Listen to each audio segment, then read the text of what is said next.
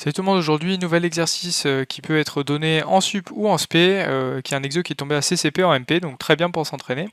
Donc on considère P, donc le polynôme x puissance n moins x plus 1, il faut montrer que P admet n racines, z1, etc. zn dans C, et en déduire que le déterminant de cette matrice vaut 2 fois moins 1 puissance n. Donc voilà pour l'énoncé, lâche un petit like si tu penses que la vidéo peut être utile, mets sur pause, cherche par toi-même, je vais donner des indications pour simuler l'interaction avec l'examinateur et je vais passer à la correction. Première indication, montrer que P ne peut pas admettre une racine double. Deuxième indication, raisonner par l'absurde et effectivement aboutir à une contradiction, ce qui est juste le principe de la démonstration par l'absurde. Troisième indication, il faut justifier l'existence d'une racine complexe pour tout polynôme à coefficient complexe. Deuxième question, agir sur les colonnes de A pour se ramener à un déterminant par bloc dont un bloc est composé que de 0. Deuxième indication, faire pour tout i CI reçoit CI moins CN et pour tout i CN reçoit CN moins la somme des 1 sur ZI CI pour i allant de 1 jusqu'à n-1. Et pourquoi est-ce que ZI est non nul? Parce qu'on divise par ZI, donc il faut quand même justifier ça. Dernière indication, utiliser les formules sur les produits sommes de racines de polynômes et ne pas oublier effectivement que les ZI sont des racines de P. Allez, donc première question qui est un classique de CCP. Donc on suppose que Z appartient à C est une racine double de P et on va aboutir à une contradiction. Donc si Z est une racine double de P, elle annule à la fois P et sa dérivée. Donc qu'est-ce que ça donne? Ça donne que Z puissance n moins Z plus 1 égale 0, c'est-à-dire P de Z égale 0. Et P' de Z égale 0, ça veut dire que n fois Z puissance n moins 1 égale 0. Donc de la deuxième équation, on déduit que z puissance n-1 c'est 1 sur n, et on fait apparaître z puissance n-1 dans z puissance n en disant que c'est z fois z puissance n-1.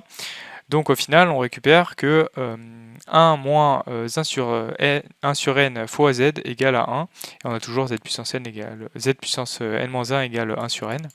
Et donc au final, bon après on met sous même dénominateur, tout ça jusqu'à obtenir que z vaut n sur n-1, et donc que z puissance n-1 vaut toujours 1 sur n. Et l'équation 1, elle montre que z est réel, et en particulier que z est plus grand que 1. Mais alors, en élevant ça à la puissance n-1, donc sachant que donc on part ça, on définit une application qui est croissante, donc ça ne change pas le signe des inégalités, on obtient que z puissance n-1 est plus grand que 1, et donc 1 sur n est plus grand que 1. Donc ça veut dire que n est plus petit que 1, ce qui est une contradiction dans le sens où P de x, on a dit que c'était x puissance n moins x plus 1, ou je sais plus exactement, mais il y a du x puissance n et du x qui apparaît. Donc n ne peut pas être plus petit que 1. Donc on a abouti à une contradiction, c'est que P n'admet pas de racine complexe double. Par ailleurs, le théorème de D'Alembert-Gauss montre que P est scindé dans ses crochets x, et comme il admet pas de racine double, et comme il est de degré n, c'est que P admet n complexe lambda 1, etc., lambda n, qui sont distincts et qui sont des racines de P. Donc on est parti pour cette deuxième question. Donc l'idée c'est qu'on va faire apparaître des zéros dans le déterminant de sorte à se ramener à un calcul de la forme, donc un déterminant donc par bloc où il y a un 0 en haut à droite ou en bas à gauche, et on a en fait le produit des déterminants diagonaux. Donc c'est l'idée. Donc on commence par faire l'opération sur les colonnes suivantes.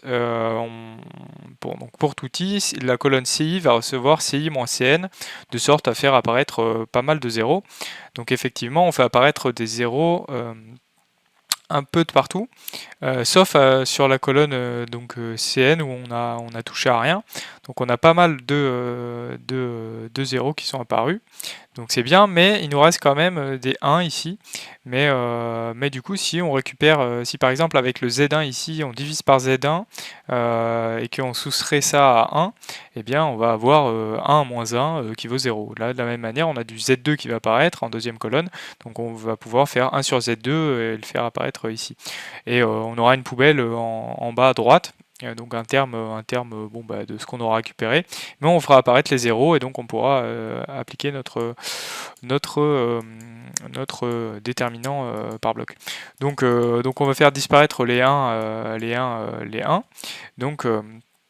Donc effectivement, on va diviser, comme on a dit, par des ZI, donc il faut quand même justifier que les ZI sont non nuls, c'est des racines de P, donc qui sont non nuls, et donc on peut faire l'opération Cn reçoit Cn moins la somme des 1 sur ZI CI. Donc allons-y, au final on récupère ça avec effectivement le terme poubelle, le D, qui vaut du coup 1 plus Zn plus la somme du coup des Zn sur Zi. Et maintenant, donc, on va pouvoir faire le produit des termes diagonaux. Qu'est-ce que ça va faire? Ça va faire D fois le produit des ZK.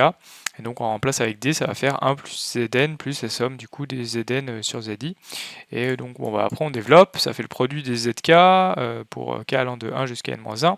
Ensuite on a du Zn qui va pouvoir compléter le produit dans le deuxième terme. Ensuite on va avoir la somme du coup des Zn sur Zi fois le produit des Zk.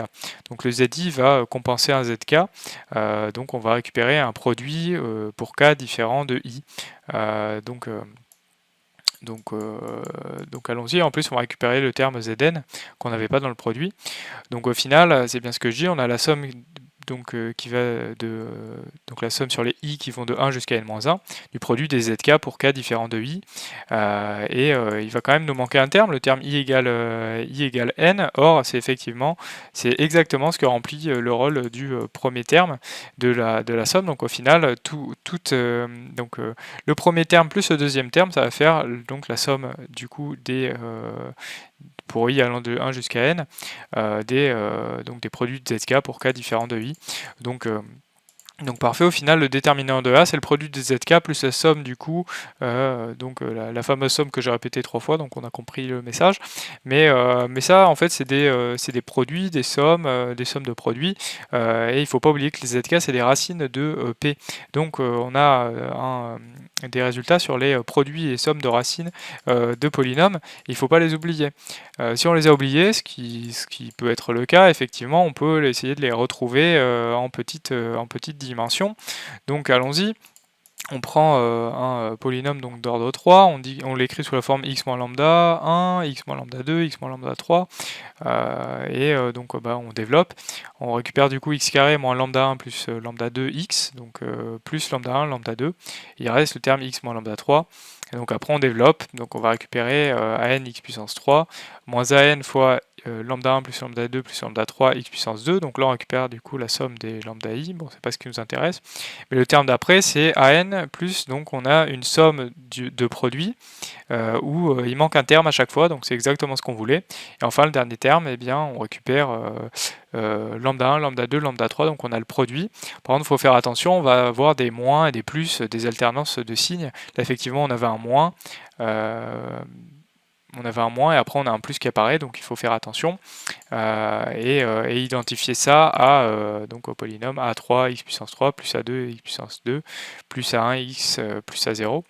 Donc au final on déduit que le produit des zk ça fait moins 1 puissance n fois an sur a0, et la somme du coup des produits pour k différents de i, ça fait moins 1 puissance n moins 1 à 1 sur a0. Donc ça c'est la formule générale, et nous en particulier notre polynôme p, on sait que an ça vaut 1, A1 ça vaut moins 1 et A0 ça vaut 1.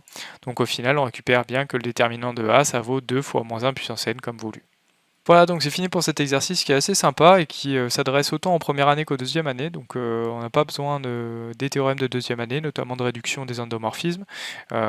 Donc c'est un exo que je trouve assez sympa et qui permet quand même de se rappeler qu'il y a des identités sur les produits sommes de racines de polynômes. Donc un exo assez sympa et qui fait un petit rappel de la propriété qu'il ne faut pas oublier.